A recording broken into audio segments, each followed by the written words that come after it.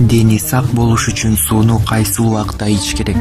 Акыркы убакта көпчүлүк сууну көп өлчөмдө ичүү керек деген пикирде. Бирок ар бир дарыгер күнүнө 2 литр сууну ичүү жетиштүү экенин айтат. Ал эми ашыкча суу адамдын бөйрөгүнө күч келтирет экен. Суу ичкен кезде эң маанилүүсү анын өлчөмү эмес, иче турган убакыты.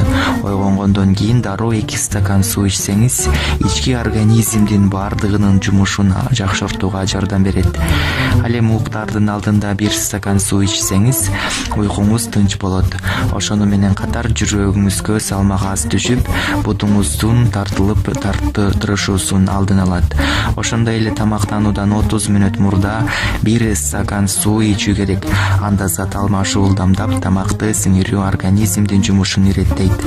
Ваннага түшөрдүн алдында 1 стакан суу ичүү аркылуу артериялык кан басымын төмөндөтө аласыз. Эгер аталган эрежени адатка айлантып алсаңыз, уктап жатып жүрөктүн кармап калуусун 95% төмөндөтүүгө болот.